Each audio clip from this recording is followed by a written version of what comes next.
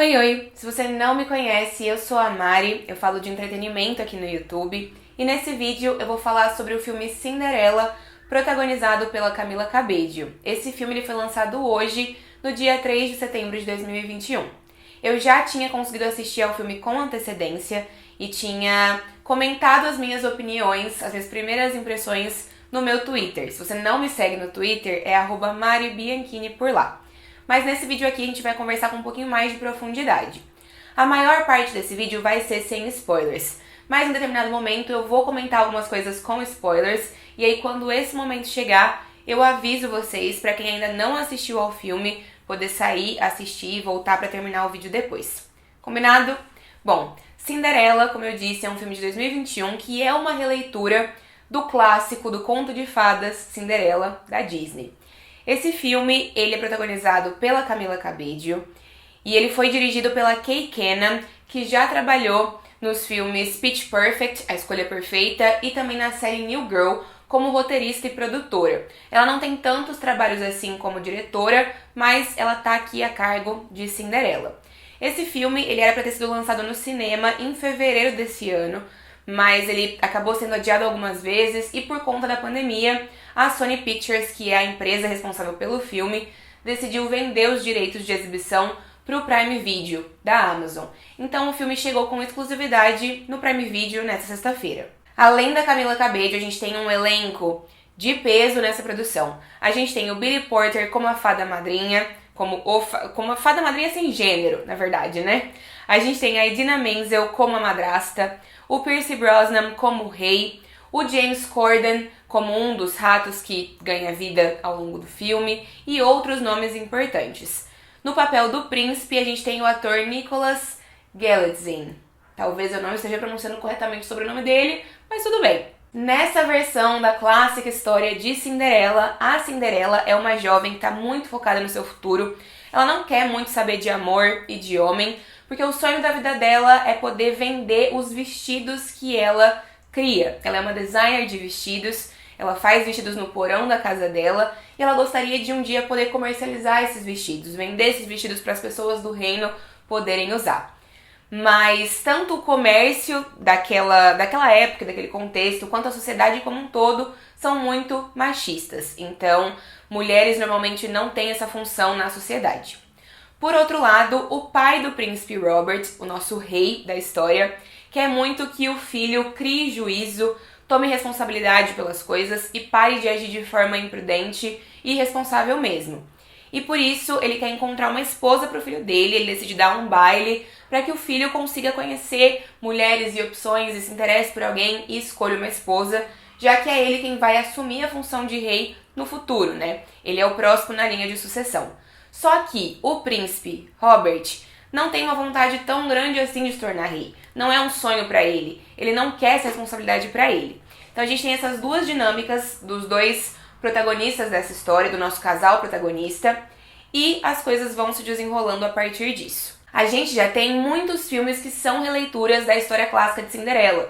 A gente tem uns 3 A Cinderella Story, né? A nova Cinderela com a Hilary Duff, uma versão com a Selena Gomez, outra com a Lucy Hale, tem outras além dessas também. Tem a versão de Natal, que tá na Netflix pra assistir, se eu não me engano. Tem o live action da própria Disney também. Então, Cinderela é uma história que já foi muitas vezes apresentada ao público através do audiovisual.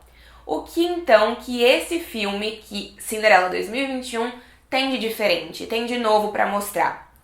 Eu acho que essa é a pergunta mais importante para guiar a nossa conversa, porque precisa ter um diferencial. Não dá pra gente contar a mesma história da mesma forma várias vezes, né? A gente precisa que esse filme tenha um diferencial para que isso justifique a existência do filme. Se eu tivesse que responder agora, depois de ter assistido, eu diria que a tentativa é usar como diferencial a temática moderna e empoderada. A gente tem uma personagem que ela é empoderada, que ela tem os próprios sonhos e que ela não necessariamente depende de romance e de homem para ser feliz. E a gente também tem como um outro diferencial músicas atuais, dos nossos dias atuais, como trilha sonora para uma história que, em teoria, se passa num contexto antigo, né? Numa época mais antiga. Eu tava animada pra assistir esse filme. As minhas expectativas estavam positivas. Por quê? Porque eu amo a Camila Cabello, eu acompanho a carreira dela desde o começo, então eu gosto dela. Eu gosto também de contos de fadas, gosto da história da Cinderela, é uma das minhas princesas favoritas. Eu tava animada pra ver como ia ser essa dinâmica. E eu amo um filme clichê, então uma comédia romântica, tudo pra mim. Então os elementos estavam todos favoráveis e também amo musical. Tinham muitas coisas que eu gosto combinadas. Mas o filme não funcionou pra mim. Na maior parte do tempo ele não funcionou pra mim.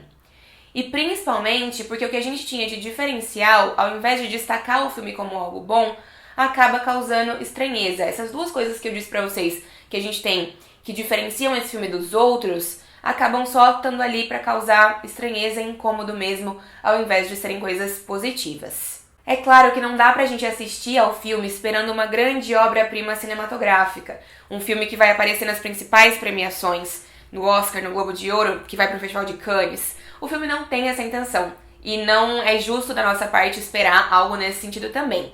É um filme que se propõe a ser uma comédia musical, que tá fazendo uma releitura de uma história clássica, e que faz isso de forma clichê, e tá tudo bem, é sobre isso. Ainda assim, Cinderela tenta trazer para a narrativa temas importantes, várias discussões importantes, como o papel da mulher na sociedade, como padrões de beleza impostos pela sociedade, como independência, empoderamento e várias coisas nesse sentido, mas faz isso de uma forma leviana, faz isso de uma forma por vezes muito superficial. E faz isso também com um tom de humor que não combina tanto com a seriedade e com a importância desses temas. Então, por vezes parece que a narrativa, apesar de trazer essas discussões, não tá levando essas discussões a sério. Sabe aquele meme de quando alguma pessoa fala uma frase de militância que é muito óbvia ou que soa como uma frase pronta e outra pessoa brinca dizendo: "Ah, escutou esse barulho? Tá vendo? É o som do tabu quebrando?" Foi nesse meme que eu pensei em vários momentos ao longo do filme, quando essas discussões e situações que giravam ao redor disso surgiam. Além disso, um outro ponto que pegou pra mim foi o uso de músicas atuais. A ideia de trazer músicas muito famosas pra serem cantadas pelos personagens ao longo da história me puxava da história, me puxava pra fora da história. Eu tava entrando na vibe do filme, me sentindo inserida naquele universo, naquele contexto, no que tava sendo contado pra mim, e de repente começava um cover de Ed Sheeran ou de Queen. Esse contraste era muito forte, me soava muito forte e me causava realmente uma sensação muito estranha. Me causava estranheza e era como se o filme me puxasse pra fora e me tirasse do eixo. Então eu tinha a impressão de que eu tava assistindo as coisas de uma forma que não tava funcionando.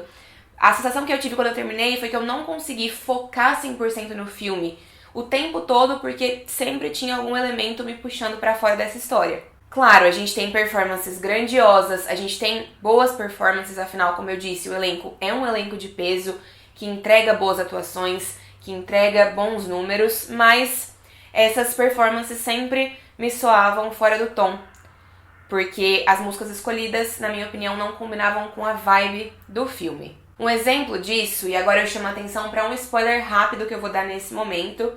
Se quiser passar um pouquinho do vídeo, fica à vontade. A cena em que o casal protagonista canta Perfect, do Ed Sheeran, no baile, me fez rir. Era pra ser uma cena super apaixonante, super emocionante, mas a música começou e eu fiquei tipo, nossa, isso não tá combinando, isso não tá fazendo sentido pra mim. E aí eu comecei a rir, não porque tava de fato engraçado nesse momento, mas porque eu me senti estranha assistindo a essa combinação.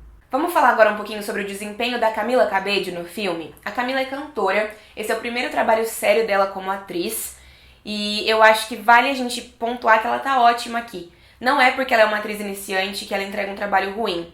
O meu problema com o filme não tem absolutamente nada a ver com a atuação da Camila. Eu achei que ela trouxe um ar leve, um ar divertido, um ar sonhador pra personagem, e que fez com que eu tivesse ainda mais empatia por essa personagem e torcesse por ela. Eu acho que o trabalho da Camila aqui tá muito legal, ela tá incrível. E a música original do filme, que se chama Million to One, que foi escrita pela Camila e também é performada por ela ao longo das 2 horas quase de duração que o filme tem, é um dos pontos altos pra mim. Eu acho que a música é ótima, eu tô ouvindo a música, inclusive, repetidamente ao longo dos últimos dias. E eu acho que nesse momento, quando ela cantava essa música na verdade aparece em alguns momentos ao longo do filme, né? Mas toda vez que ela aparecia, eu me sentia de fato presente na história e eu acreditava no que estava sendo mostrado. A Camila também tem bastante química com o ator que faz o príncipe. Eu acho que o casal protagonista é super fofo, tem química. E é legal entender um pouco mais sobre as questões individuais dos dois personagens. Eu só acho que o desenvolvimento romântico deles acaba sendo um pouco apressado, porque além da história de amor da Cinderela e do príncipe, que a gente já mais ou menos conhece, o longa também precisa desenvolver essas questões individuais, pessoais, que foram colocadas para os dois personagens. Então, por conta disso, eu senti que o desenvolvimento do casal acabou ficando apressado e eles poderiam ter sido desenvolvidos com um pouco mais de calma, os dois personagens juntos. Também acho que apesar do elenco grandioso e super incrível do longa, vários personagens acabaram sendo mal aproveitados. Vou dar um exemplo disso pra me fazer clara. De novo, se você não assistiu o filme, você pode pular um pouquinho esse vídeo ou sair, enfim. A Idina Menzel interpreta a madrasta e ao longo desse filme é criado um arco de humanização bem forte pra madrasta. Ela não é tão ruim quanto em outros filmes da Cinderela. Só que eu acho que no momento em que a personagem é humanizada, logo depois ela coloca a Cinderela quase à venda, obrigando ela a se casar com outro personagem, e aí ela perde isso, e também não demora muito pra Cinderela perdoá-la, ainda que ela não tenha feito nada pra merecer esse perdão. Então esse arco de redenção acaba acontecendo meio rápido demais e também sem o desenvolvimento que deveria ter. Eu gostei de ver a madrasta um pouco mais humanizada e eu acho que dava pra ter mantido isso de uma forma um pouco mais leve e menos brusca na hora de transicionar pra cada momento dessa personagem. E eu senti esse mau aproveitamento em outros contextos também.